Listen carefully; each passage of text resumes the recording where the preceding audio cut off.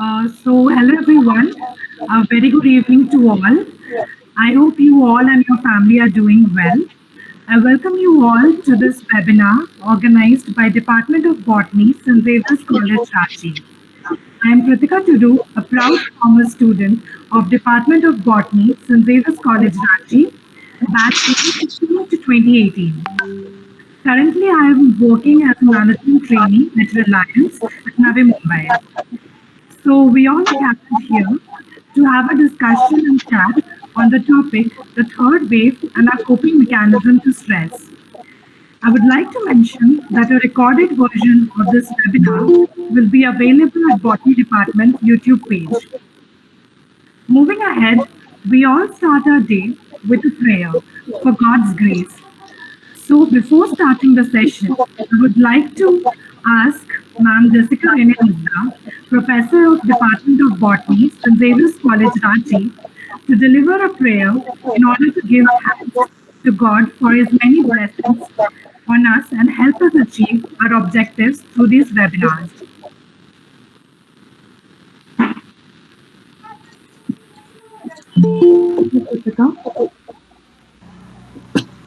I would like to start with a quote from the Bible.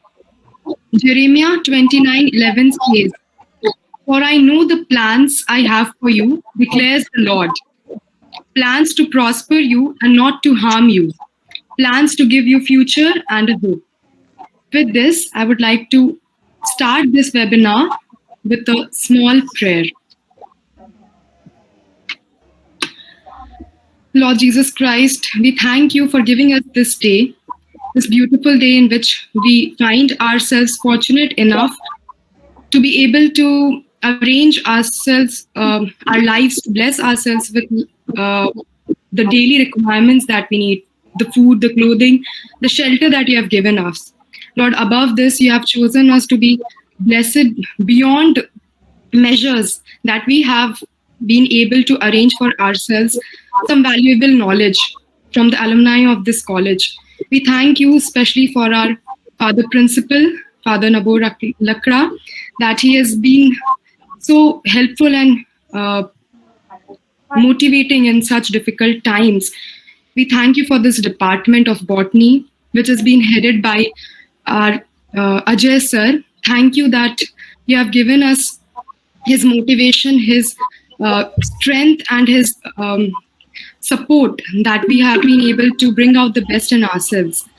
And we have been able to connect with the alumni of this college for our betterment. We as students surrender ourselves into your hands in these difficult times. And we pray that you will take care of our future, of our studies in such difficult times. And we also thank you for blessing us with these ways of new teaching. We thank you that we have been able to arrange ourselves with laptops and computers so that we can arrange for our knowledge.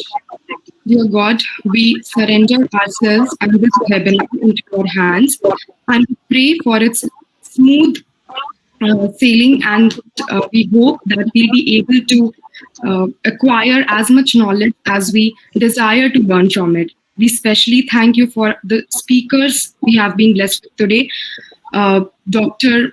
Naveen Kumar and Dr. Meenu Keshri. Thank you for blessing us with these knowledgeable people that are here to share the experience and help us grow in you.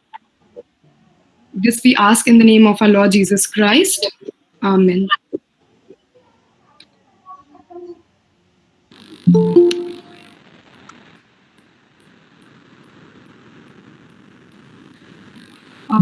Thank you, Ma'am Jessica Rene Hasda.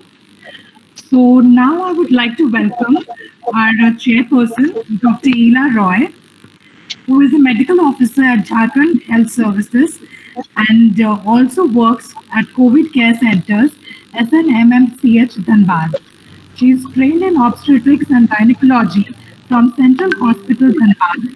She is also trained in cervical, breast and colon cancer from Tata Medical Center, Kolkata. I am humbled to invite her to deliver the welcome address.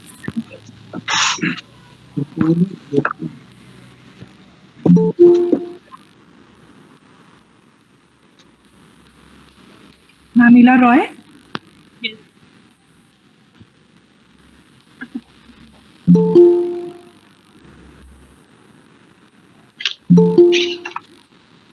Hello everyone. I'm Dr. Ila Roy from Dhanbad, Jharkhand. Warm greetings to the distinguished speakers, my dear students, my friends, whoever is watching, and the teachers who have given me the privilege to come and speak here. Now, first of all, at this juncture, I must pay tribute to my late teacher, Professor Chen Singh, who has been my mentor and guide once upon a time, and who was a very dear teacher to me also. And my also tribute, I give my tribute to late Professor R.N. Sinha, who was the late professor of St. Xavier's, head of the department of the English department, St. Xavier's College. And he was my very lovable teacher of my daughter, elder daughter, Anushri. So, my dear children, the universe around you drastically changed last year, with pandemic fast approaching each corner of the world. With arrival of the second wave this year, schools, colleges, and other social congregations being forbidden has led the youngsters to live a forced life of isolation indoors. This clamping down of social institutions, where not only the children interacted with their peers, but it aided their personal growth, learning social skills, and most importantly, creating their own small world away from their home, has led to the increase in anxiety, suffocation, and stress in this young generation. On one hand, the government laid down guidelines to minimize the spread of COVID virus. Thus, efforts were in full swing to bring the pandemic to an end. But on the other hand, no attention was paid to curtail the feeling of anxiety and stress that loomed every household. So today's the distinguished speakers will highlight about these stress-related problems. And I welcome my first distinguished guest speaker, Ms. Meenu Kesri. She is a scientific researcher at France, and her topic of discussion is managing stress, novel insights about ancient resources of the biological systems. Her academic credentials are PhD 2011 from Center for Advanced Study in Botany, Banaras Hindu University, Varanasi, India. Professional experience and achievements. Researcher at Bordeaux campus, France, visiting faculty of St. Xavier's College, Ranchi. Assistant professor and head, Department of Life and Environmental Sciences at Amity University, Ranchi. Assistant professor and head, Department of Biology, Presidency University, Bengaluru. Assistant professor, Department of Life Sciences and head research and consultancy at Sridhar University, Pilani. She has to her credit more than 10 publications in major research journals, 4 research publications in press, and she has published 3 books. Achievement in International Competition in Science, awarded by the University of New South Wales, Australia. UGC BHU Research Fellowship 2007 and 2010, also she has done. Now, Sridhar University, she had the research grant as a principal investigator. Attended and presented research papers in 8 national and 13 international conferences, symposia, seminars. Over to you, ma'am, Dr. Meenu Kesri. Thank you very much, ma'am. And I'm really, it's my pleasure to hear these kind words from you. I'm privileged to have this platform to express whatever knowledge I have gained till now. And first of all, I would also like to give my hearty thanks to Dr. Ajay Srivastava and Pritika Tudu, Jessica, who all have spoken before me. And as is the last speaker last time when this webinar was organized, the topic he spoke on Vedic farming. So that is why, and as Jessica also started her speech with the prayers to the Lord. So I would also like to, since I have also studied, had my basic education in a convent school. So I would like to say that I don't remember the whole verse, but the concept was that Jesus Christ or the Lord has a purpose for everything and everyone. So nothing in this world, whether it is an event or a person, unpurposeful. For everything we have a purpose, whether even if it is COVID, that too also has a purpose, because we can see that although we all are suffering from this COVID issue, but the thing is that the whole environment got purified, the pollution level got down. So the thing is that in every situation we have to find a positive ray, we have to find the positivity the God wants to show, and the things which he wants to tell, that yes, we have to learn from our mistakes. And secondly, I would like to say, as for my topic is on the same topic, I would like to say a verse of Ramcharitmanas, that Khag Mrig Vasat Arogyavan Hari Anath Ke Nath. And that's all my topic revolves around. I have the scientific perspective, but it says that God has given us things which we have it inside us to cope with all the things. We have seen that in COVID also, up till now medical profession is there, and we have so many scientists, we have researchers, but still it's the antibodies which our body, which is raised in our body, that will respond to it. And so we have the cure, we cannot get anything else. Even if we get vaccinated, our body has to produce antibodies. So the thing is that we already have the cure inside us, and we just need to learn from the nature, that we have to go to back to Vedas and be very close to nature if we want to live peacefully. So now I would like to share my presentation. So present now your entire screen. Yeah. Okay. Clear. Mm. First you select this. Yeah. Select. Now you save. Okay. And then you open your presentation there. I will just Minimize this. Open the presentation here. Go to full screen. Yes, ma'am, it is open. okay.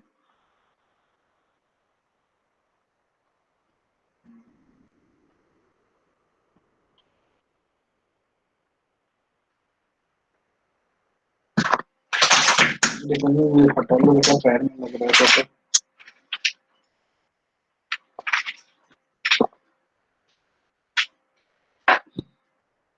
full screen.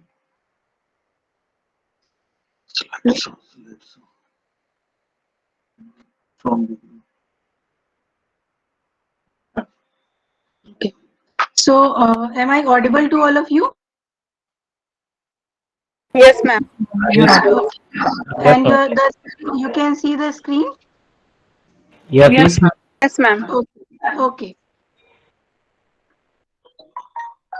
Okay. So the topic today is managing stress, novel insights about the ancient resources of the biological systems. Now, what is a stress? So anything that arouses abnormal changes in physical or physiological regime may be termed as stress. Now, stresses are of two types, endogenous and exogenous. So, endogenous stress is a stress which is caused, the causal organism of which is present inside our body. It is internal. And exogenous stress is the stress which is caused due to external factors, environmental factors, physical factors. So the behind all types of stresses, whether it is exogenous or endogenous, we have ROS, or the reactive oxygen species. We also have reactive nitrogen species, but we will be focusing on reactive oxygen species. And these reactive oxygen species are formed endogenously during normal metabolism, and also they are formed in the body owing to the external environmental stresses. So the endogenous stress, these reactive oxygen species are commonly generated during growth and development, as well as during normal cell metabolism related to oxygen and oxidation and reduction process. So for example, during photosynthesis, during respiration, and also during growth, for example, like we all here we have the audience, in the audience we have botany students, so you must be knowing about the root nodule, growing of the root nodule. So these root nodules, when they grow for their development, then these reactive oxygen species are also required. Now coming to exogenous stresses. Exogenous stresses are the environmental factors that cause oxidative stress. For example, they may be air pollution, they may be due to heavy metals, heat stress, chilling, freezing, ice encasement, ozone, and highly intense light conditions that stimulate photo inhibition.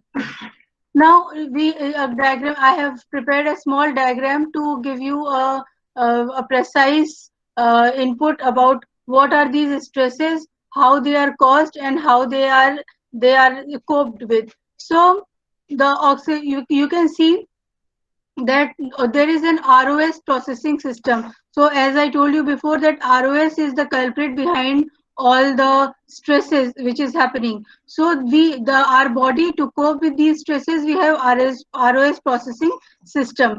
Now from why is this ROS stimulated? To stimulate these ROS, we have oxidative stress, and these oxidative stress can be due to anthropogenic impact, they can be due to eutrophication, they can be due to high light intensity, they can be due to global climate change, harmful UV radiations, increased temperature, drought.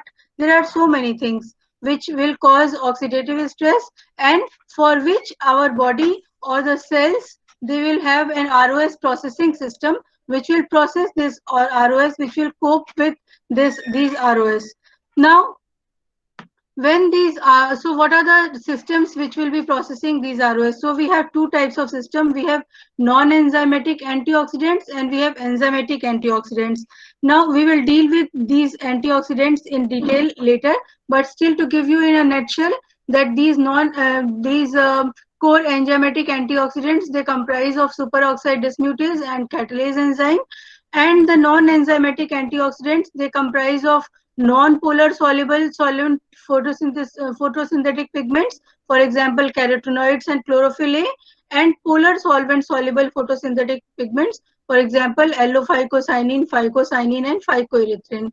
Now, when these antioxidants, they process the ROS, the extra ROS, then they establish a balance, and that leads to the luxuriant growth of cyanobacteria, or you can see the bloom. So here I have taken the example of cyanobacteria. You must have seen the bloom. Bloom means the luxuriant growth of cyanobacteria in the ponds which are rich in nutrients.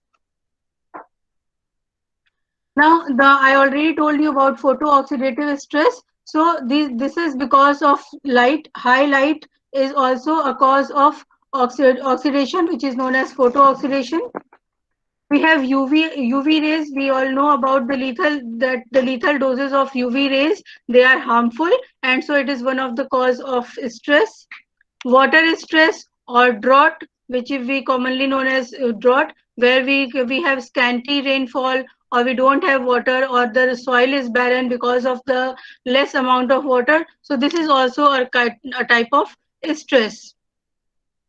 Then we have eutrophication. I already told that in ponds or water bodies which have more nutrients, for example, phosphorus and nitrogen, so they lead to the formation of luxuriant growth of cyanobacteria, and these cyanobacteria, they destroy or they spoil the water quality. So this eutrophication also is a kind of a stress for other living organisms, which are aquatic organisms, which are there in the pond, because the biological oxygen demand, it increases. And these the other aquatic organism, for example fishes and other animals which are there inside the water, they get suffocated because they don't get the amount of oxygen they need. So this eutrophication is a stress for these organisms. Now, what is the basis behind coping stress? So the basis behind coping stress is balancing ROS processors or antioxidants and the ROS generation. Now here I have a small point, and that is eustress. Now what is eustress? Eustress is good stress. So what I was talking about in the beginning of my presentation is that everything has a purpose and nothing is futile, nothing is out of purpose, or nothing we can't say that this is not required, because everything has a purpose. So this ROS also has a purpose. If we need to balance the ROS, and it's not that we have to destroy all the ROS, because there are certain processes where these ROS they act as signal molecules. So if these signals are not there, then certain growth cannot be done, certain processes will not follow. So that is why it is known as eustress. So the concept behind coping stress is that we have to have a balance. We don't have to eradicate it, but we have to have a balance between the ROS generation and the antioxidant system. So it's only when the antioxidants they fail to process the ROS that we have more oxidative stress, and that leads to cancer and other things. But the basic concept of coping stress is that we have to balance the antioxidants and the ROS generation.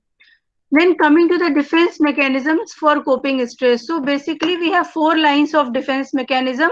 First is avoidance, next is scavenging, then screening, and then repair and resynthesis. So for example, if we take the present time, the COVID time, we see avoidance is just like lockdown. So we locked ourselves. We did not go into the air which is poisonous, which may be having viruses.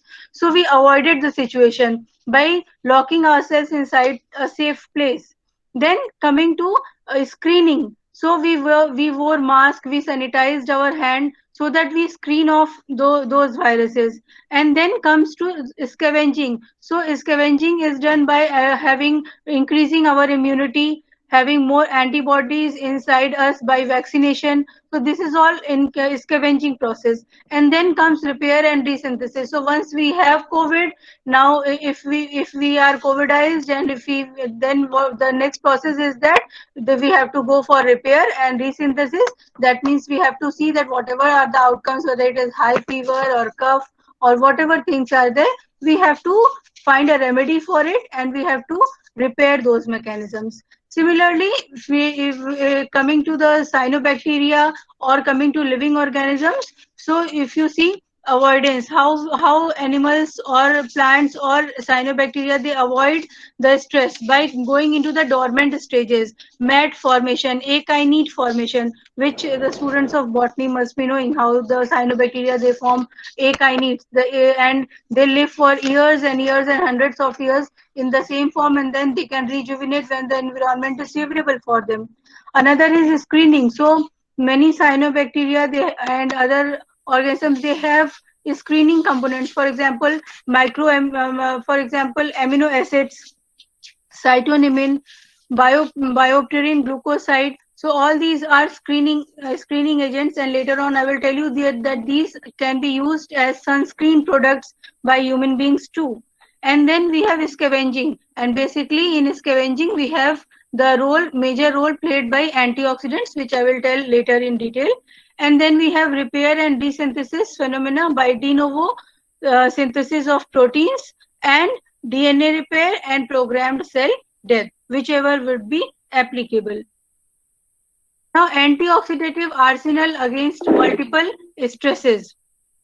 So I already told you in that diagram that we have two types of antioxidants, enzymatic and non-enzymatic antioxidants. In enzymatic antioxidants, basically, we have these 6 antioxidants: catalase, ascorbate peroxidase, superoxide dismutase, glutathione reductase, dehydroascorbate reductase, and monodehydroascorbate reductase. And in non-enzymatic antioxidants, we have photosynthetic pigments, ascorbate and glutathione. Now, in photosynthetic pigments, again, we have two different categories. We have polar solvent soluble photosynthetic pigments, which are also known as phycobiliproteins, and they are of 3 types basically: phycoerythrin or the red pigment, phycocyanin, the blue pigment, and yellow phycocyanin, the purple pigment. And then we have non-polar solvent soluble photosynthetic pigments, and basically carotenoids and chlorophyll. These two pigments are the non-polar solvent soluble photosynthetic pigments, but basically carotenoids, they have antioxidative properties. Now, this is a antioxidative enzyme pathway, and all the 6 enzymes which we showed later in the previous slide, this is the mechanism how these enzymes work.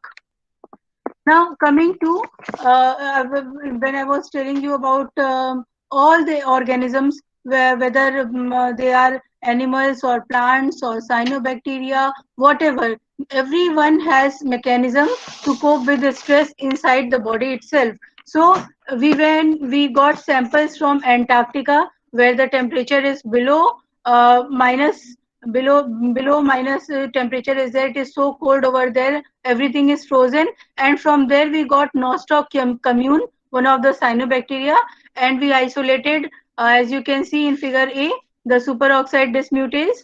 We isolated catalase, and you can see the figure C, it shows the intensity of these isoforms.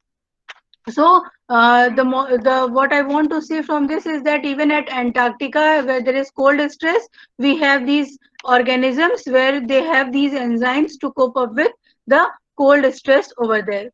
Then coming to Oscillatoria species, you can see it is growing in the drains of BHU. So it is in the normal environment, but still this normal environment for this cyanobacteria is stressful, because here it is facing low light stress. It is not getting that much light. So adequate quality or optimum quantity of things are required for our growth and development. If it is less, then also it is harmful. If it is more, then also it is harmful. So before I talked about photooxidative stress, it was because of high light intensity. Now here I am showing you Oscillatoria species. It is suffering from low light intensity stress, and then how it has it has mechanisms of antioxidants to cope up with these stress. So this is the microscopic view of the Oscillatoria species, the cyanobacteria. Now you can see here also we isolated catalase, and we saw the seasonal variations, the temporal variations, that whether these antioxidative enzymes are responding to the temporal variations or not, whether they can change accordingly or not. So how do they respond? So when we saw in 3 seasons, during summer, winter, and rainy, we saw we isolated the catalase enzyme, and you can see that their number of isoforms also differentiate. You can see we are having in catalase in season 1 we have 3 isoforms. Isoforms are indicated by arrows, and in number 2, the gel number 2, you can see 4 isoforms, and in the gel number 3 you can see during the rainy season only 1 isoform. But you can see that the each isoform's intensity is also different in every seasons. So this is we just found that these isoforms or these enzymes, they are addressing the change of seasons, the change of environment, and the change of stresses which they are undergoing through. Now then there is FeSOD and MnSOD, which is found in the same Oscillatoria species, and you can see the seasonal variations in these species, and in these isoforms. Now coming to FeSOD, this FeSOD or the iron superoxide dismutase, this is one form of superoxide dismutase which is found everywhere and in all conditions. So you can say that this is the master form of isoform or type of isoform which is found in most of the species and in all conditions. Now, in my topic, I said about the ancient resources. So, this word ancient is more applicable for SOD or the superoxide dismutase because till date, in all the life forms, we found superoxide dismutase, which is the first line of defense of any organism in the in their antioxidative system, and there is no second option to SOD. So we don't have any second enzyme which can compensate for SOD in the way it reacts. So that is why I told that ancient resources with a novel insight. So and then we can see that these are metalloenzymes. That means that they use different metals. Sometimes when they have the availability, microavailability of manganese, so they use manganese, and we call them MnSOD. When they have availability of iron, they use iron. When they have availability of copper, they use copper, zinc, like this. So but the only thing is that this superoxide dismutase enzyme is present in all living organisms, and this is the first line of defense for all the living organisms antioxidative systems. Now, with these two enzymes, we have a correlation analysis generated by Corplot, and it shows that both these enzymes, SOD and catalase, they are correlated and they are positively correlated with each other. Then we can also, with the help of bioinformatic tools, we generated the model of the 3D structure of this protein, the FeSOD and MnSOD. Then we generated the tree for this enzyme for SOD, FeSOD, and we can see in this phylogenetic tree that among all these, that where does our Oscillatoria species FeSOD stand in these genera of cyanobacteria. Then we also generated similarly the tree for phylogenetic tree for MnSOD for the Oscillatoria species among all these cyanobacterial species. Now coming to non-enzymatic antioxidants. So basically non-antioxidative non-enzymatic antioxidants, we have polar solvent soluble and non-polar solvent soluble. So these phycobiliproteins are the polar solvent soluble and non-enzymatic antioxidants, and basically, as I told earlier, there are of three types: phycoerythrin, phycocyanin, and allophycocyanin. And among all these, phycocyanin is the one which has been purified from many cyanobacteria, especially spirulina. And these phycocyanin, they have the potential, they have the antioxidative potentials, and they have been purified, and at many places they are used as antioxidants. Phycoerythrin and allophycocyanin, they have been used as colorants.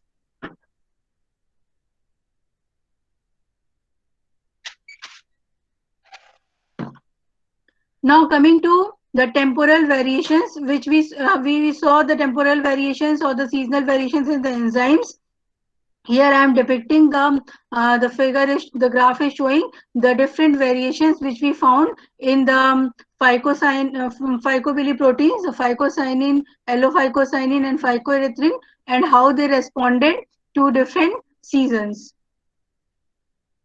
And then we have the non-polar solvent-soluble photosynthetic pigment, the chlorophyll and the carotenoids, and its temporal variations, as you can see in this graph. And these temporal variations, they tell us about chromatic adaptation, as well as how these they change by changing their amount, their quantity, how they are helping in coping up the stress. Then here we have a correlation analysis of the polar solvent soluble and non-polar solvent soluble photosynthetic pigments, and we found that both polar solvent soluble and non-polar solvent soluble photosynthetic pigments, they are correlated to each other positively, except for allophycocyanin. Now coming to the highlights, what are the highlights of this presentation? So from this presentation, we got to know that these two enzymes, SOD and catalase, they show intraspecific resilience to temporal variations. There exists a crosstalk among antioxidants. So as you see that there are the non-enzymatic antioxidants as well as the enzymatic antioxidants, they both are responding to temporal variations and they have a crosstalk among themselves, and therefore which has been shown by correlation analysis also. So there exists a crosstalk among antioxidants and that assist in combating oxidative stress. Then polar and non-polar photosynthetic pigments, they show positive correlations, and all metal, and through the phylogenetic tree we came to know that all metal binding positions in SOD enzyme are evolutionary conserved. Now, thus an array of antioxidative systems comprising of enzymatic and non-enzymatic antioxidants efficiently combat the cellular impairments caused as a result of endogenous and exogenous stresses and are unique characteristic features of the intraspecific as well as the interspecific variability. Now, what are the future takeaways, or what can be the future goals, or what are the future prospects of this study?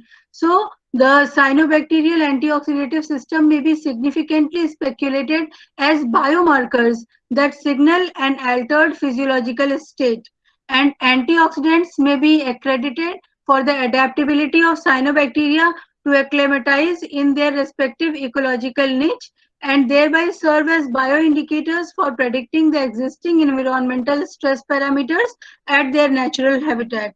And cyanobacterial antioxidative systems can be a source of further biotechnological innovations such as purified antioxidants as health supplements, generation of stress tolerant plants through biotechnological innovations, etc. You can see a small sketch of how these cyanobacteria are at the center of different pharmaceutical products. For example, phycobiliproteins, the phycoerythrin, phycocyanin, and allophycocyanin, they are used as natural dyes, cosmetics, and fluorescence markers. Then chlorophyll, they have been used in toothpaste and deodorants. Then betaine and ecotane has been used as osmoprotectants, and carotenoids especially the cytonamine, which is from the cyanobacteria cytonema. It has been used in production of sunscreen protection, sunscreen, and for other skin nutrition and other natural colorants. So there are more. This was just the pharmaceutical point of view.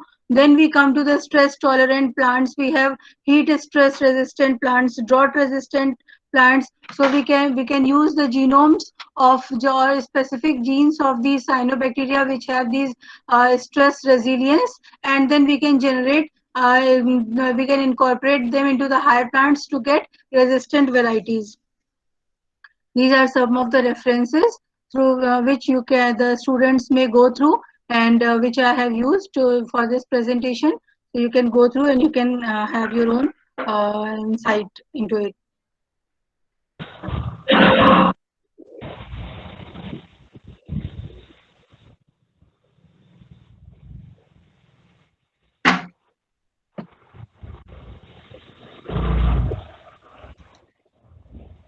Okay.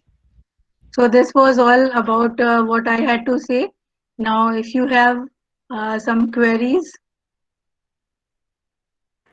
Thank you, ma'am, for such an interesting session.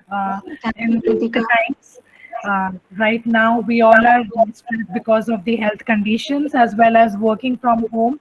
So you were able to explain how the bodily defense mechanism works towards the stress. So thank you for your lecture. Now I would like all the participants to ask any questions that you have in your mind. You may switch on your mic and ask the question directly.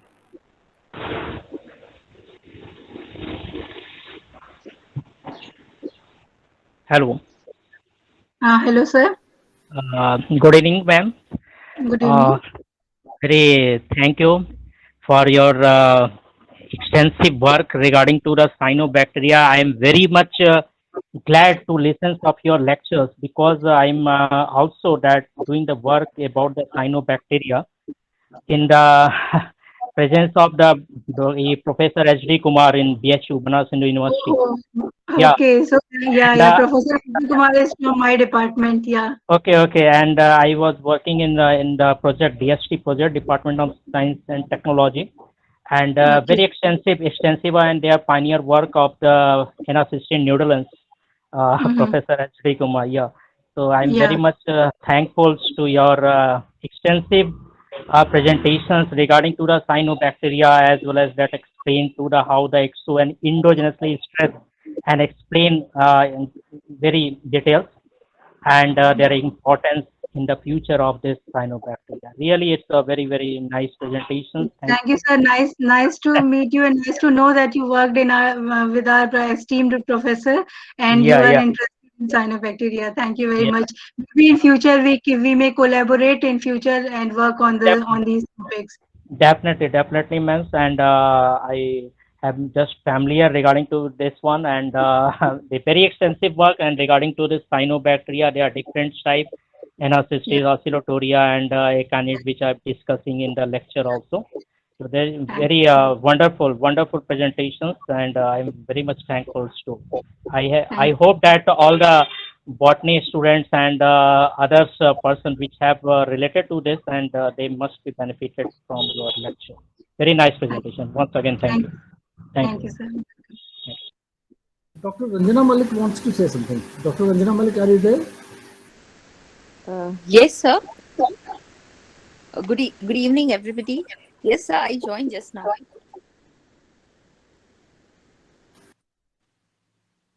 Okay. Over to Dr. Ila Roy.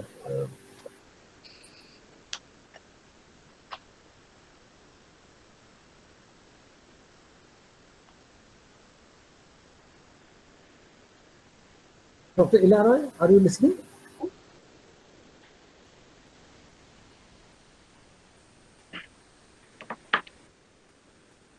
Yeah, because of bad weather, things are freezing at different points. Okay, maybe Dr. Ila Roy is disconnected at the moment. Over to Kritika to move over to the next speaker. Yes, sir. So we're done with our first session.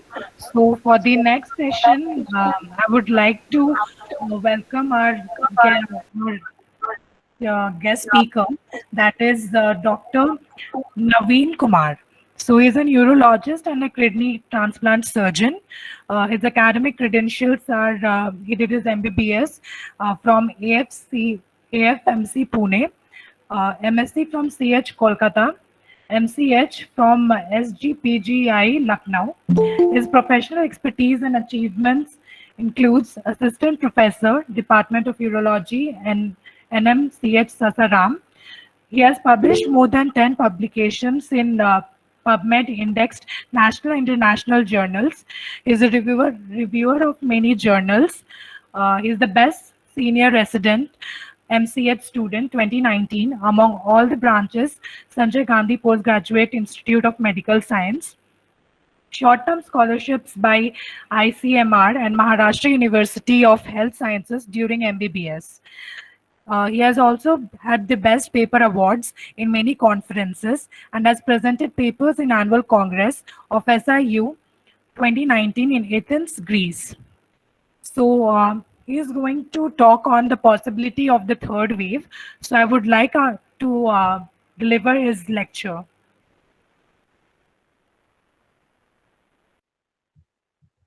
Over to you, Dr. Naveen. Hello, am I audible, sir?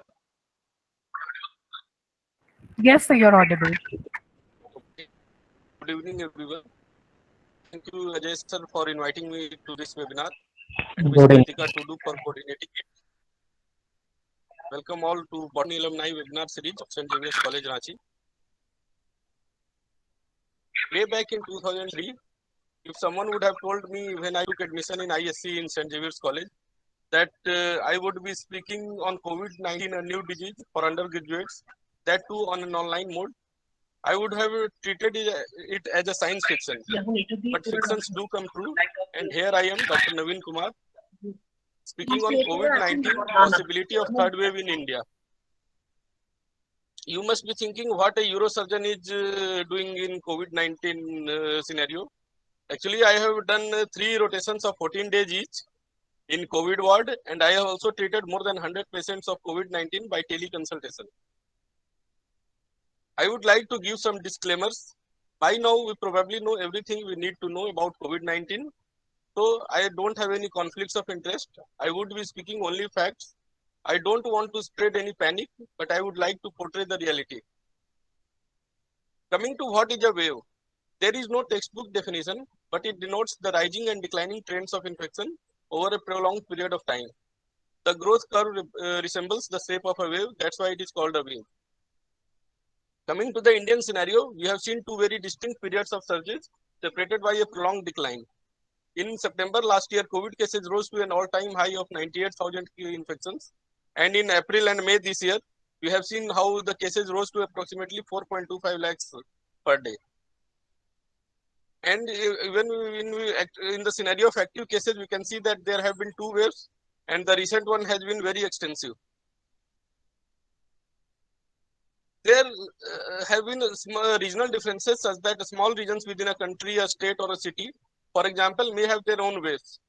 Like in USA, it has seen 3 waves, and the 4th wave has just gone in April. Delhi, for example, has so far experienced 4 waves. There are 3 very distinct peaks in its growth curve, even before the current wave.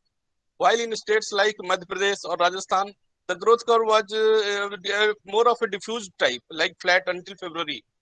And the first peak came in April this year. It would be very difficult to identify distinct waves in such a situation. Even in India, like in cities like Delhi, Indore, Faridabad or Thane, they have seen more than 2 waves in the last 1 year.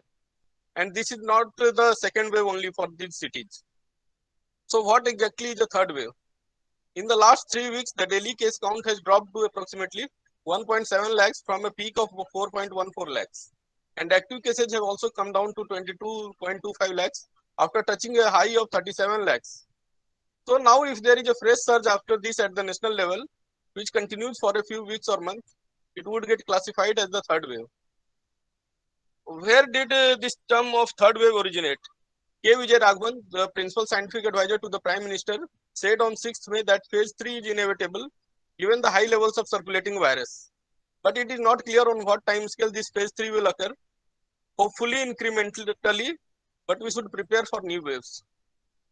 Why are we now worried about the third wave?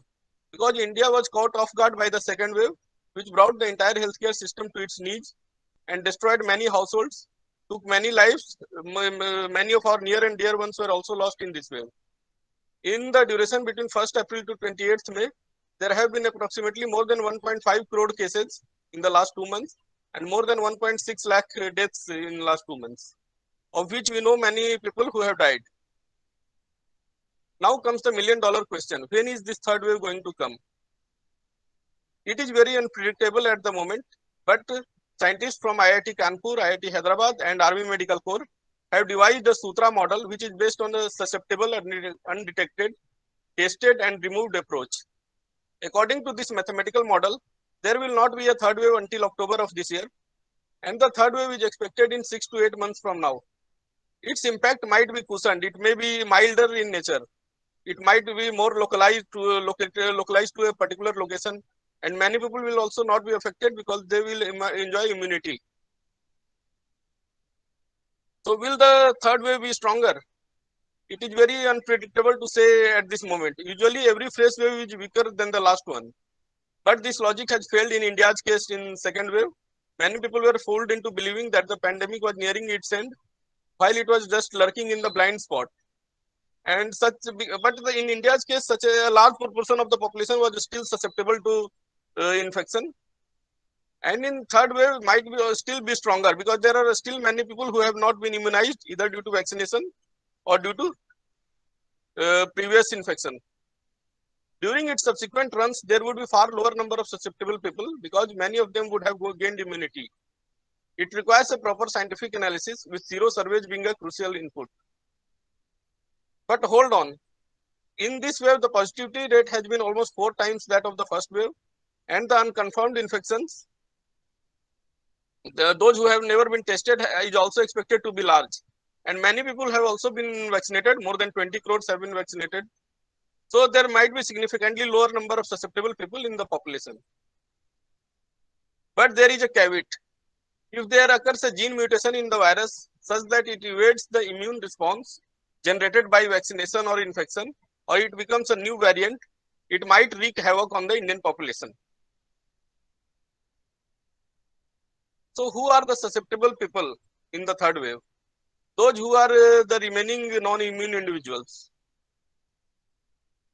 We have seen in the first wave that mainly the elderly patients and individuals with comorbidities were getting infected. And in the current second wave, the younger people are also getting infected, and patients without any comorbidities or any other disease are also getting infected. So who will be the susceptible people in the third wave? They will be the remaining non-immune individuals, which may include children also. Many people are worried that this wave will infect exclusively the children, but it is not the case. Latest Sero survey done in December 2020 and January 2021 shows that percentage of infected children of 10 to 17 years was around 25%, which is the same as the adult population. And children are equally susceptible as adults and older individuals to develop infection. But so it is very highly unlikely that third wave will predominantly or exclusively affect children. But if large number of patients get infected in a particular group, severe disease is also bound to occur in that group only. So will children have severe disease? No, the incidence of severe disease is not very high in children because approximately 90% of infections in children are mild and asymptomatic. It is due to the reason that there is lesser expression of specific receptors to which this virus binds to enter the host, and also their immune system, like ACE2 and TMPRSS2. These receptors are expressed more in the adults, in the nose and the lungs, compared to the children. But if there is a massive increase in the overall number of infected individuals in any group, like children or any other group, a larger number of children with moderate to severe disease will also be seen. As per evidence in waves 1 and 2, even severe COVID infections in children are less likely to require ICU admission. However, we need to be watchful about how the mutant strains will behave. So we should better be ready and prepared for the worst and hope for the best. Now, how should we manage the children in third wave? The most important is COVID-19 appropriate behavior, because we have seen that in case of COVID-19, prevention is the best treatment. We should always maintain a physical distance and stay home as much as possible, unless going for medical treatment or any other emergency. We should always wear mask when we are outside, and the mask should cover the nose. Children above the age of 2 years can also wear mask. We should wash our hands regularly with soap or using any sanitizer with 70% of alcohol content. We should get vaccinated. Everyone above the age of 18 years is eligible as soon as possible. And we should still avoid attending public functions, social gatherings, and group plays. And we should teach the children the importance of COVID-19 appropriate behavior. And if the children get infected, the mild cases can be treated at home with supervised home care and monitoring, as has been done in adults. And for severe cases, we need more COVID wards for children, with more special wards such as HDU and ICU, with pediatric ventilators and other equipments which are suitable for children. Now, what preparation can we do in advance for third wave? First is, do not dismantle the enhanced healthcare facilities. Just before the second COVID wave hit India, ICU beds decreased by 46% and oxygen beds by 36% from September to January. Now they have again been enhanced, and this oxygen and bed supply has to be maintained throughout. And there should not be any sudden drug shortage of the kind that we have witnessed in this wave. Second is aggressive containment measure in place. There should be a strong and proactive surveillance system so that we can increase the reach and capacity of the existing surveillance system to test each and every eligible individual as early as possible and to isolate them. We should continue following the COVID appropriate behavior like mask, social distancing, and hand washing. And the government should also reinforce these points to the public very strongly. We need to vaccinate as many people as we can before the third wave hits us. The more we vaccinate, the better prepared we are. And most importantly, the gap between the second and third wave gives us time to fill up the vacancy in our public health system, especially the frontline workers like doctors, nurses, paramedics, and sanitation workers. Now, I would like to say about the vaccines in a bit detail. Everyone should get vaccinated as soon as possible if he is eligible. How to get vaccinated? First, we have to register on the CoWIN portal and schedule the vaccination appointment. Vaccines can be taken from government or private hospitals known as COVID vaccination centers. After getting the COVID vaccine, we get a confirmation SMS, and after getting all doses, we get a certificate with a QR code. India has so far approved 3 vaccines against the deadly COVID-19, and all 3 have to be administered in 2 doses. Adequate immune response takes 2 to 3 weeks after completion of the entire vaccination schedule. And as yet, the option of choice of vaccine is not available. The 3 vaccines are Covishield, Covaxin, and Sputnik 5. Covishield has been produced by Serum Institute of India based on the Oxford AstraZeneca formula. It is 70 to 80% effective. It can be stored at 2 to 8 degrees Celsius for 6 months. The gap between the 2 doses has recently been increased to 12 to 16 weeks based on the recent study published in Lancet. We showed that it has 81% efficacy if it is given after a gap of 12 weeks. It is based on the chimpanzee adenovirus vector in which the coronavirus RNA is inserted. The other one is Covaxin, which is produced by Bharat Biotech in association with ICMR. It is 78 to 81% effective. It can also be stored at 2 to 8 degrees Celsius. The gap between the 2 doses in this vaccine is still 4 to 6 weeks. It consists of whole virion, that is inactivated virus. And the Sputnik 5 has been produced by Gamaleya Research Institute of Epidemiology and Microbiology in Moscow. It is 91.6% effective. It can be stored in liquid form at 18.5 degrees Celsius and in dry form at 2 to 8 degrees Celsius. The gap for this vaccine is also 4 to 6 weeks. It contains modified human adenovirus vector, which is different for both doses, so that it becomes more effective when inoculated. All of these vaccines have common side effects like mild fever and headache, pain, swelling or redness at the injection site, irritability, muscle pain. These side effects go away in a few days. And even if we have side effects after the first dose, we should take the second dose. And if we are troubled by the side effects, we can take a tablet of paracetamol. Very rarely, demyelinating disorders have also been reported after vaccination with Covishield, but without any causal relationship establishment. There are few individuals who should not receive the vaccine. For Covishield, these individuals are patients who have had a severe allergic reaction after taking the first dose of this vaccine, or any patient who has a known severe allergy to any ingredient of this vaccine. For Covaxin, patients who have had any history of severe allergy, having high-grade fever, any bleeding disorder, patients who are immunocompromised or on medications which suppress the immune system, pregnant ladies, patients who have received another COVID-19 vaccine, or patients who are having any other serious health-related issue for which requires hospitalization, they should not take Covaxin. Covaxin has now been approved for lactating females. So should we worry if dose 2 is not available, or should we mix the 2 vaccines? Mixing is not allowed, but we should not panic if dose 2 is delayed, but do not defer indefinitely or do not forget it.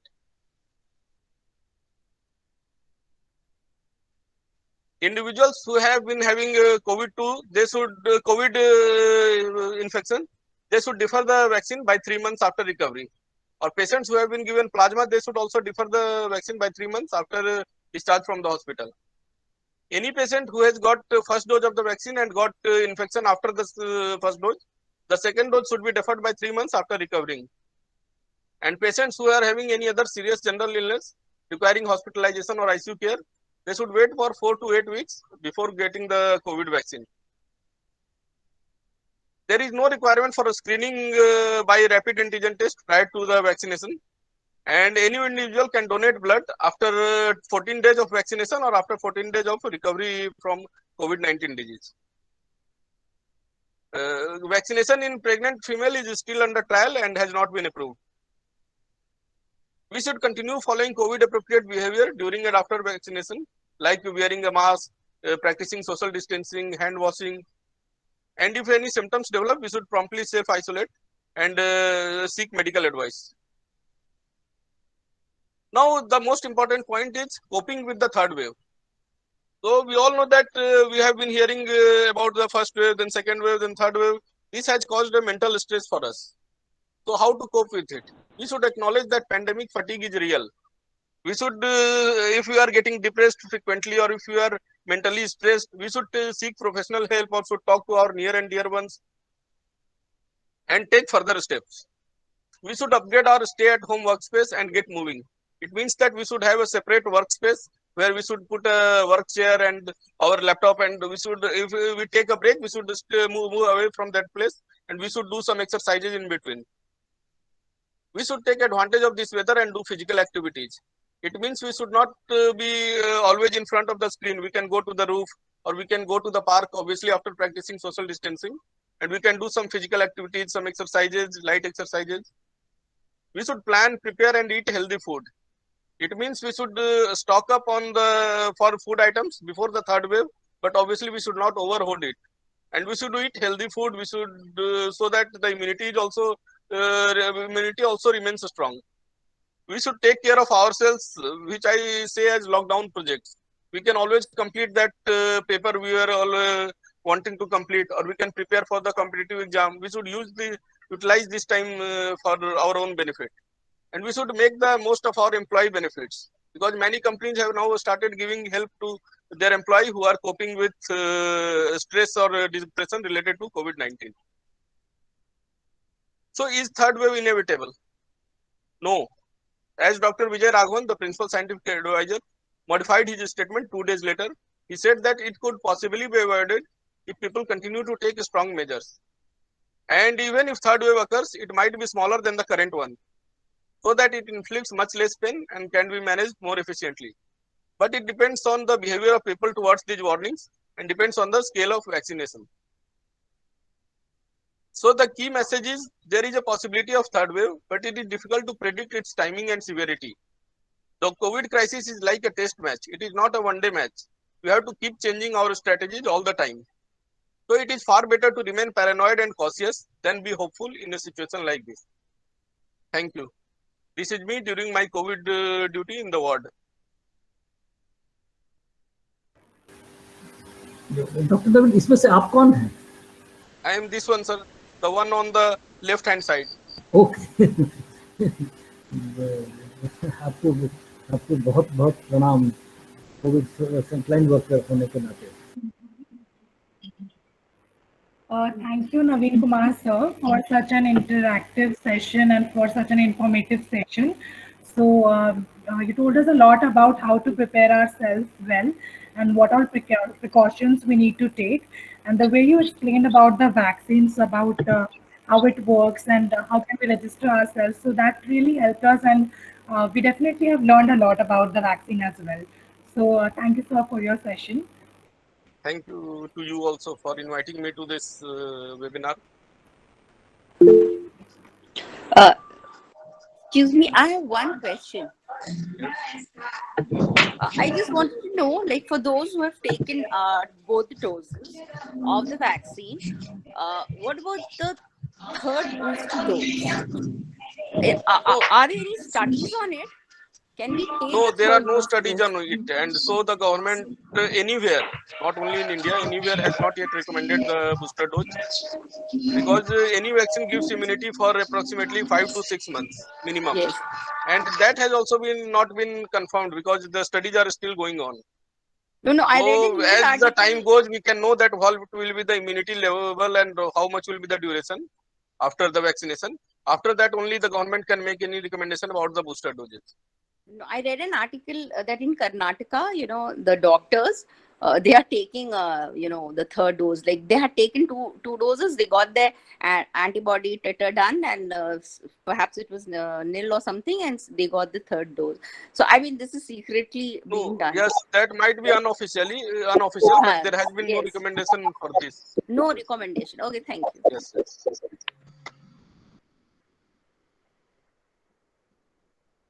Ma'am Minu, you have a question? No, I don't have any question. I just wanted to thank Dr. Naveen for his nice presentation. Thank you, ma'am. Ashutosh Kumar sir has some question. He had raised Yes, the yes. Ajay, namaste. Dr. Saab, namaste. Namaste. I'm audible. Yes, Yeah, sir. you are audible. मेरा मेरा एक experience है इस Covid period में कि हो क्या रहा है डॉक्टर कि लोग सर्दी खांसी बुखार उनको हो रहा है और उसके बाद वो जो जनरल मेडिसिन है एरिथ्रोमाइसिन, पैरासीटामोल, जिंकोवेट और सेलिन, है ना, ये चीजें ले रहे हैं। लेने के बाद या तो वो सबसाइड कर जा रहा है और उसके बाद वो उसको भूल जा रहे हैं। There is a fear, a panic to go for the test of RT-PCR और रैंडम टेस्ट। तो इससे जो है उबरने के लिए, इससे फाइट करने के लिए या लोगों के ऊपर जो साइकोलॉजिकल प्रेशर है उसको कम करने के लिए गवर्नमेंट की तरफ से क्या कोई स्टेप लिए जा रहे हैं या डायरेक्टली बस उनको पकड़ के टेस्ट करना है और फिर उठा करके अस्पताल में भर्ती कर देना है, जहां पर की कोई मेडिकल सुविधा जो कि एक बैलेंस्ड होना चाहिए, जिस तरह से फैसिलिटीज होनी चाहिए वहां, वो नहीं है। जितने भी पेशेंट्स हैं, हमारे 2 टीचर इस पीरियड में उनका डेथ हुआ और उन्होंने जो मुझे वीडियो वहां से दिखाया है, हॉरिबल। वो उससे अच्छा तो अपने घर में मर जाता, अस्पताल में मरने से फार बेटर है। तो क्या इसके बारे में भी भारत सरकार या राज्य सरकार या पूरी जो डॉक्टर कम्युनिटी है, क्या वो इसके लिए सेंसिटिव है? क्योंकि किसी भी पेशेंट के जो परिजन हैं उनको उस कोविड वार्ड में जाना नहीं देना चाहते हैं लोग और ना जाने दिया जा रहा है प्रिकॉशन के रूप में। लेकिन अंदर की जो सारी चीजें वो इतनी भयावह हैं कि बाहर जो लोग नॉर्मल हैं या आने वाले समय में कोविड से ग्रसित होंगे, उनमें व्यापक डर फैल चुका है। और ये शायद ये बहुत बड़ी वजह है कि जो पेशेंट अस्पताल पहुंच रहे हैं वो लगभग लास्ट स्टेज में पहुंच रहे हैं, 2 दिन 4 दिन 5 दिन, और उसके बाद उनको सेकेंडरी इन्फेक्शन हो चुका होता है, जिसके बाद वो मर जाते हैं। तो डॉक्टर साहब, इसमें कुछ आप, यहाँ हमारे बगल में मेडिकल कॉलेज है PMCH, डॉक्टर UK ओझा वहाँ हेड ऑफ डिपार्टमेंट है मेडिसिन के और कोविड के भी वही इंचार्ज हैं। तो वो उनका एक स्टेटमेंट आया था पेपर में कि हमारे पास मरीज सबसे अंतिम स्थिति में आ रहे हैं, जब उनको ऑक्सीजन लेवल 80 पर आ जा रहा है। तो कहीं ना कहीं एक डर काम कर रहा है और इस डर को भगाने के लिए कोई काम नहीं हो रहा डॉक्टर।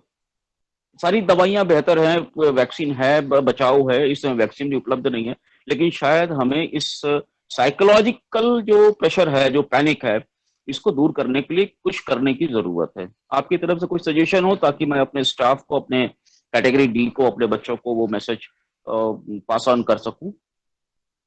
अगर कोई ऐसे सिम्टम्स हो जो कोविड-19 की तरफ इंडिकेट करते हो, जैसे फीवर, कॉफ, रेस्पिरेटरी डिफिकल्टी, लूज मोशन, जैसे नाक बंद होना, गले में खराश होना, तो आपको कोविड-19 का टेस्ट करवाना है। ये रिकमेंडेशन है, और जो नहीं करवा रहे हैं फिर वो मतलब खुद के साथ लापरवाही कर रहे हैं। पहला तो ये है।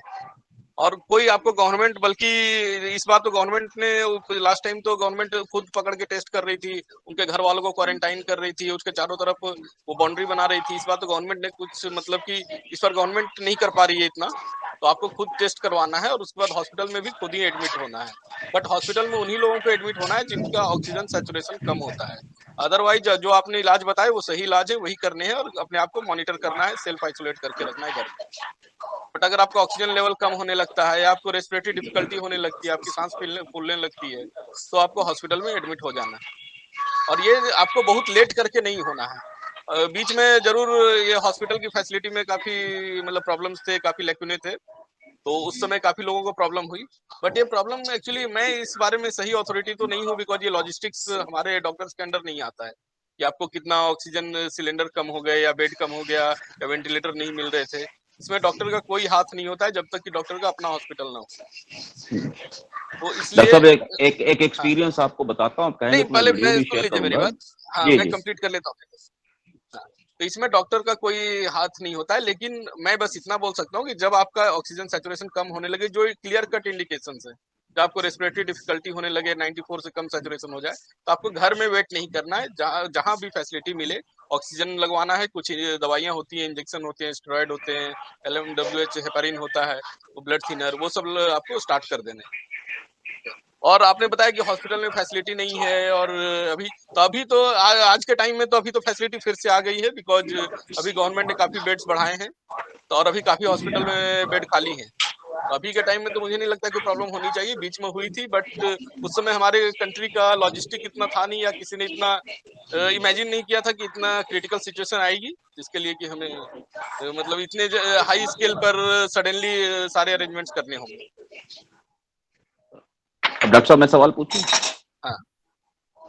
मेरा सवाल ये था कि जिसका ऑक्सीजन सैचुरेशन कम हो जाता है, वो थोड़ा सा उसकी कमजोरी भी आ जाती है, वीकनेस भी हो जाता है, तो खाना भी अच्छा नहीं लगता, खा भी नहीं पाता है, और कोई वहाँ ऐसा है नहीं जो उसको प्रेशर देके खिलाए।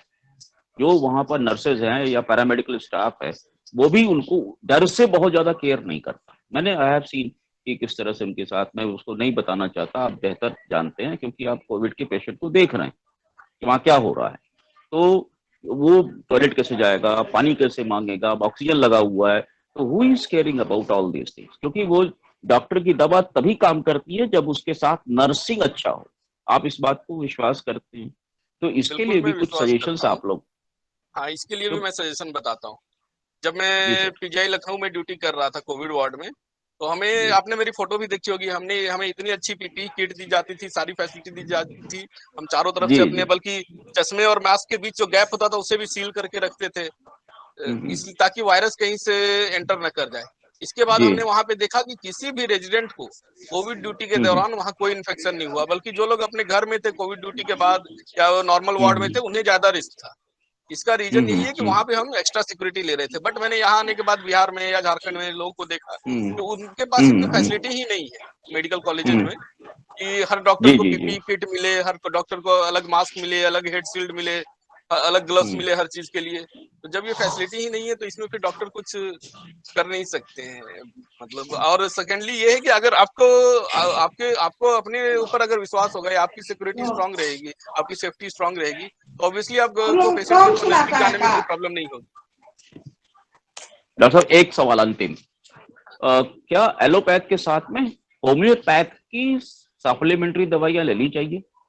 सप्लीमेंट्री दवाइयां आप जो चाहे वो ले सकते हैं, लेकिन एलोपैथ की दवाइयां मत छोड़िए। नॉट कोरोनिल। हाँ, कोई भी दवा आप जो चाहे वो ले सकते हैं, बट एलोपैथी की दवाइयां मत छोड़िएगा। अच्छा, इस पर कुछ रिसर्च हुआ है क्या सर? नहीं, कोई रिसर्च नहीं हुआ, इसीलिए मैं बोल रहा हूँ। बिकॉज अगर रिसर्च हो, एलोपैथी और आयुर्वेद और होम्योपैथी में कोई डिफरेंस नहीं है, अगर वो मुझे क्लियर कट एविडेंस दिखाते हैं ये दवा काम करती है। High level evidence, not low level evidence. मैं एक बात कहूँ डॉक्टर आशुतोष, बोलिए। 4 अप्रैल को लक्षण आना शुरू हुआ था कोविड का, तो मतलब ये नहीं था कि कोविड ही है, मतलब था बुखार है, सर्दी है, तो जो मैं नॉर्मल रखता था एकोनाइट और ब्रायनिया, सुबह एकोनाइट, दोपहर रात में ब्रायनिया, मतलब उसका पहला 4 दिन मैंने देखा कि इतना ज्यादा स्पूटम, इतना ज्यादा कफ कि मतलब ऑक्सीजन चेक करने पर हमेशा 98 रहता था। बोलिए। सजेशन लिया तो सबने, मतलब ज्यादातर डॉक्टरों ने, फैमिली डॉक्टर सबने कहा कि नहीं, it should not be Covid, it should not be Covid. लेकिन फिर बाद में जब बुखार 99 क्रॉस किया, 100 के आसपास आया, तब थोड़ा धैर्य मेरा जवाब दे दिया। तब मैंने डॉक्टर को फोन किया तो उन्होंने कहा कि नहीं, आप आरटीपीसीआर कराइए। उस समय आरटीपीसीआर बंद था 1 हफ्ता के लिए। कार्डियोलॉजिस्ट ने कहा कि नहीं, आप कोविड है, आप उसकी दवा शुरू करके टेस्ट बाद में होता रहेगा। तो होम्योपैथी बंद किया, उसके बाद थोड़ा जकड़न वगैरह शुरू हुआ, और ये क्या ग्राउंड ग्लास ओपेसिटी जो आया लंग वगैरह में थोड़ा बहुत था। लेकिन होम्योपैथी शुरू में लिया था तो काफी हद तक ये चेस्ट मेरा क्लियर रहा, और 98-95 से नीचे ऑक्सीजन मेरा कभी भी नहीं गया। तो मतलब असिस्ट करता है, लेकिन अब ऐसे में हम सोचे कि नहीं सिर्फ होम्योपैथी पर ही छोड़ दें तो ये अपने पैरों पर कुल्हाड़ी मारना हो जाता, क्योंकि आगे सिम्टम अगर बिगड़ता तो फिर मुझे कुछ भी नहीं मालूम था, या कोई भी असिस्ट नहीं कर पाता। हेलो डॉक्टर नवीन सहमत होंगे मेरी बातों से? अजय, आवाज आ रही है?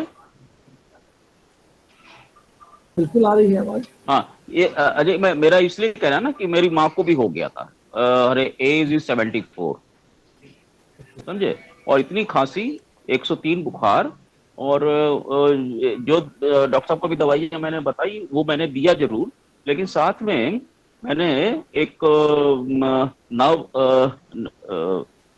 कल्पामृत और रेस्टोरा और लक्ष्मी विलास रस, लवंगादी बटी, ये चीजें भी उनको दी। इससे लवंगादी लेने के बाद गले की खराश 2 दिन में बिल्कुल ठीक हो गई।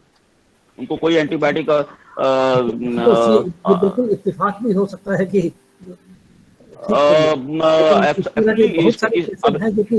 डिवेल कर दिया आदमी। इसमें जो है ना डॉक्टर साहब से मैं एक सवाल पूछना चाहता था कि क्या इंडिया में बहुत सारे वेरिएंट्स इन्फेक्ट कर रहे हैं क्या? बबलू शांत तो बात कर रहे हैं यार, है ना? क्या डॉक्टर साहब बहुत सारे वेरिएंट अलग अलग लोगों को इन्फेक्ट कर रहे हैं? बिकॉज ये कोई भी वायरस म्यूटेट बहुत जल्दी करता है।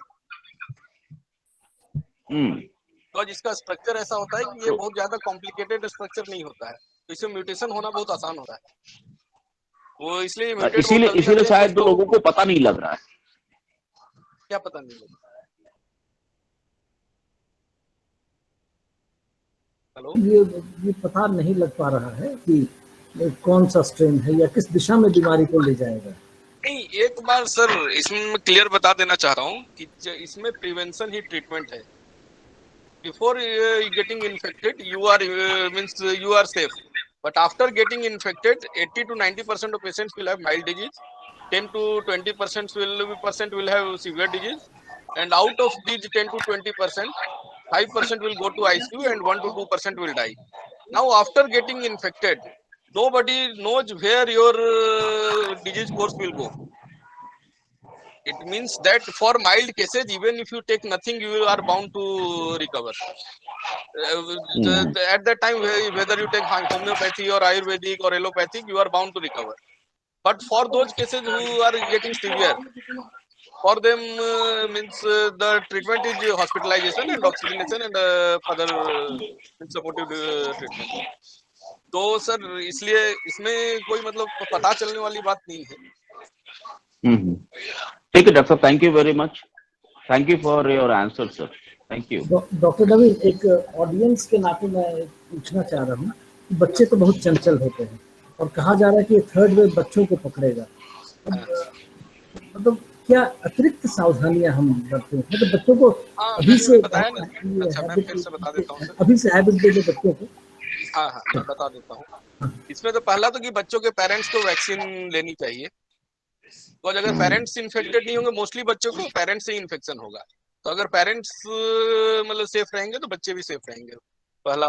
दूसरा क्या है कि बच्चों को भी आपको एजुकेट करना होगा कि उनको हैंड वॉशिंग या मास्क या सोशल डिस्टेंसिंग के बारे में। Hello hello, yes sir, you are audible. या यू आर ऑडिबल। तो बच्चों को भी हमें एजुकेट करना होगा। और थर्डली हमें बच्चों को भी के लिए भी वो सारी चीजें प्रैक्टिस करनी होगी। उन्हें बाहर नहीं भेजना, उन्हें पार्क में नहीं भेजना, किसी पार्टी में नहीं भेजना, घर में ही रहना है।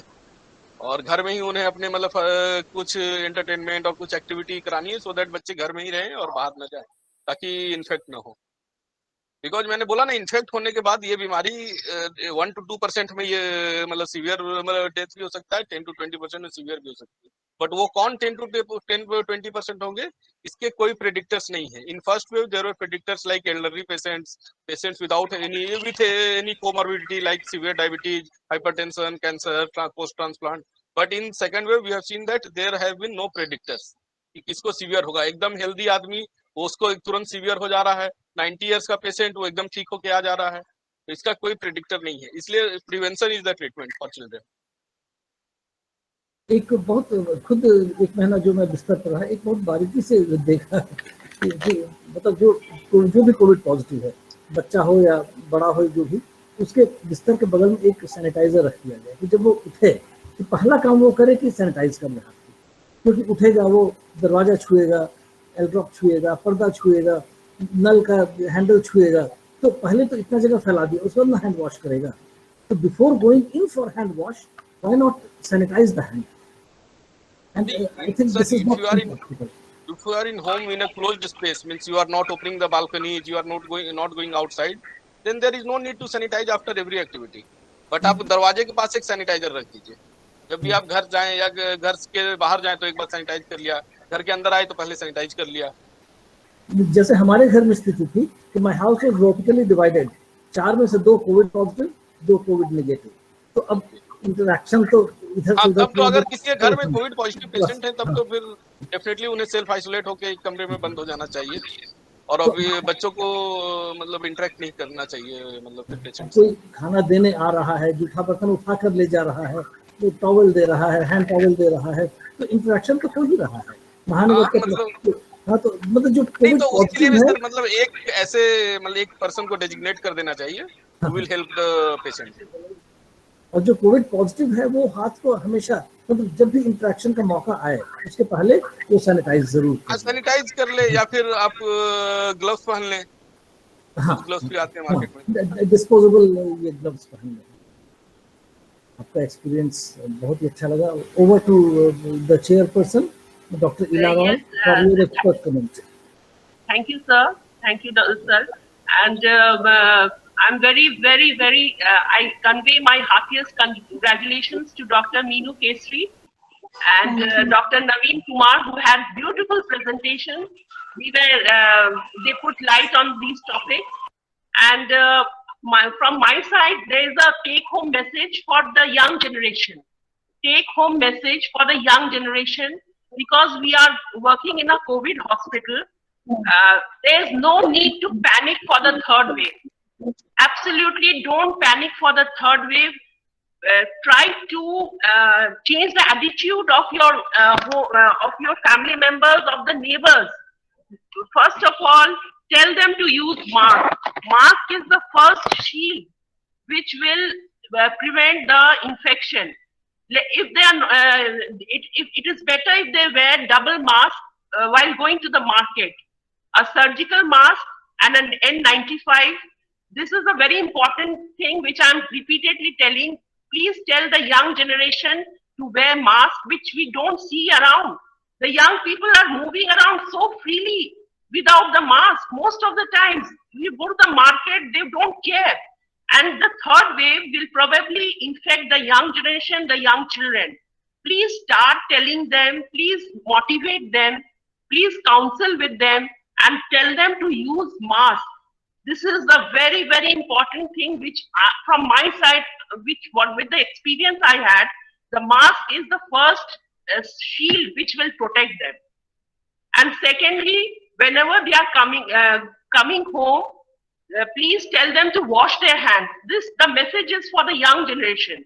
Please tell them to wash hands frequently. And every time sanitizer, need not use sanitizer. Tell them to use the soap. The soaps are good enough. And thirdly, because they'll have a certain level of stress. So tell them to have some activities in the house with the family members, with some social activities, some games, and even they can do video calling to lessen their stress, to call the neighbors and to call their relatives and friends, so that they can be pleased. The family members, please cooperate with the young generation. Please motivate them. Please don't give them positive ideas. Don't put the atmosphere in a world of negativity, because that will reduce their immunity. And second thing, and the third thing, what I'm telling you is, please give them the food, the nutritional food to boost their immunity. This is a very important thing. People might say, what food? Our Indian food is the best food which we have at home. The rice, the dal, the sabzi, and the milk products, and if they have the non-veg items, they can have as well. The fish, the chicken and all. Please boost their immunity. We don't want the third wave to come, and even if it comes, it will have a lesser effect on it, on the generation, the young generation. We don't at all want this to have a massacre this coming year. And of course, we don't know. Nobody can predict the third wave will come or not. But if it comes, let it be of a lesser degree. And for that, let us prepare for that. Let the, whatever I've told, the mask, using the mask, using the hand, not the hand, even if they have the hand sanitizers, but if the folks will do. And thirdly, please boost their immunity. Boost the immunity of the young generation by having a very good nutritional food. Because I've seen the patients who are becoming serious or who are dying, they have a very less immunity. They can't fight the COVID virus. Even they have been given the good medicines, the injections, and everything. Lot of care. And lastly, please, as Mr. Ashutosh said, he was right. What is the need of the hour? Really, I'm very sorry to say we don't have trained personnel. In the hospitals, the nurses need to be trained. This is the government's job, and message should go to them that this is the period when they should take up the paramedics and the nurses, because doctors won't sit near the patients. We need the paramedics and the nursing staff to be trained. During these hours, we were training them, do this, do that. So many nurses were not trained well. So this is the last message, and I'm very happy to be with you all.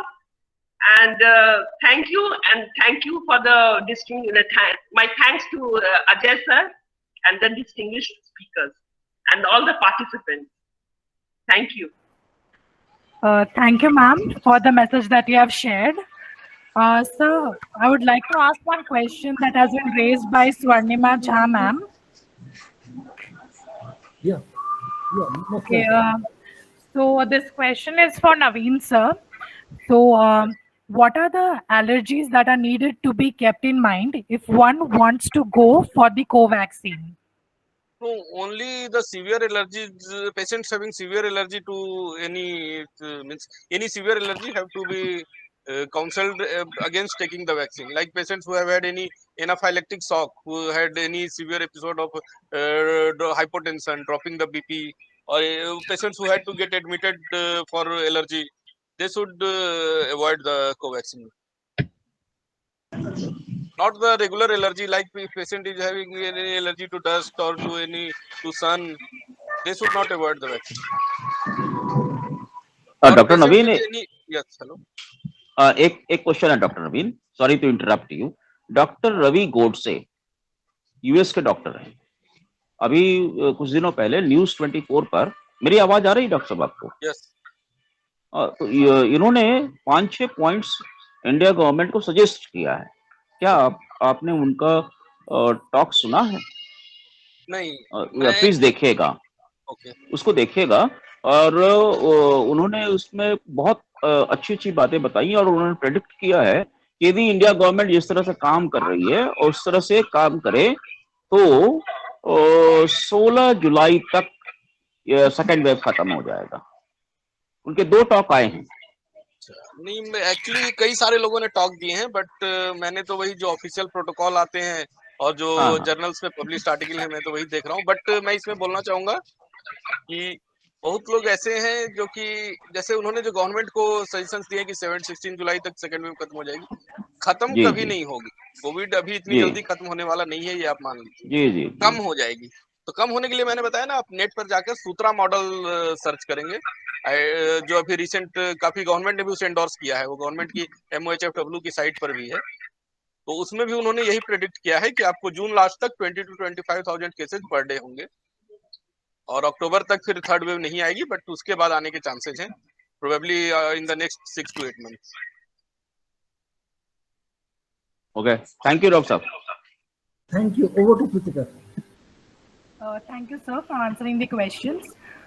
Now I may request Madam Ananya Bose, Assistant Professor of Department of English, St. Xavier's College, Ranchi, to please propose a vote of thanks.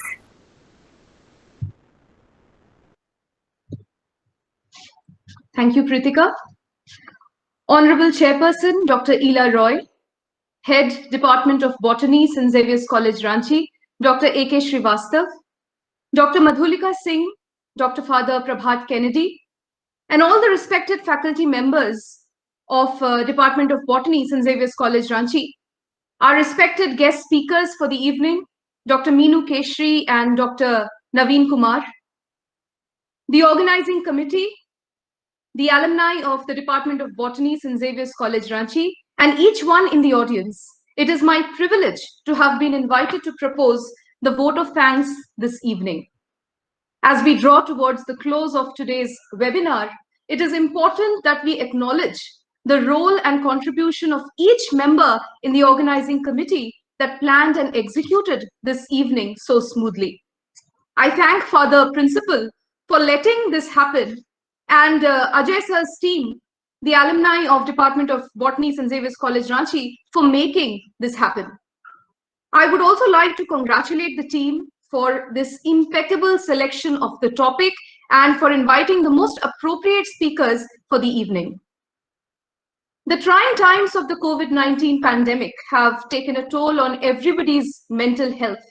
All of us have lost our loved ones and are all anxious about the safety of those who have survived so far. In a world that is so stressed about the ongoing pandemic and seems to be at a loss to be able to muster the strength that is required to deal with any further calamity, this kind of a webinar that addressed the issue of stress and its management and also discussed at length the possibility of a third wave and the preparations that should be made was remarkably valuable. I extend my heartfelt gratitude to Dr. Ela Roy for sparing her valuable time for gracing the session as the chairperson. Thank you, ma'am, for your enlightening take on the topics addressed in the webinar. Thank you for your reassuring take-home COVID care message for the audience. I would like to thank Dr. Meenu Keshri for taking up the subject of stress and its management, for giving us fresh insights into ancient resources of the biological systems, and for furnishing consequential information on the basis of your extensive research on the farmer-friendly cyanobacteria that are effective biofertilizers. I sincerely thank Dr. Naveen Kumar for illuminating us on the possibility of the third wave of COVID-19 in India. We understand it is better to be prepared and equipped for the advent of the third wave than be ignorant and taken by surprise if, God forbid, anything worse hits the country. Thank you, all our speakers, for your lucid, interesting, and substantial words. I am certain that all our participants have taken note of your invaluable suggestions. Congratulations, Ms. Preetika Tudu, for coordinating and conducting the sessions efficiently. Thank you, Ms. Jessica Hansda, for giving an auspicious start to the webinar with your prayer. I thank and congratulate our audience for its active involvement and thought-provoking questions. Your participation amplified the value of the webinar manifold. We shall be leaving with several precious takeaways from this program, and I believe that having enlightened ourselves this evening, we shall spread the word and do our bit in helping the nation fight the pandemic. Thank you and take care. Thank you so much, Ananya Bose, ma'am. So with this, we are ending our session. I would also like to thank my friend Rajat and Sashi for coordinating with me in the technical issues and problems. So thank you so much. This session has been recorded, and the link, and it will be uploaded to YouTube, and the link will be provided to everybody. Okay, thank you very much. Thanks everybody for joining. We discuss from here. Thank you.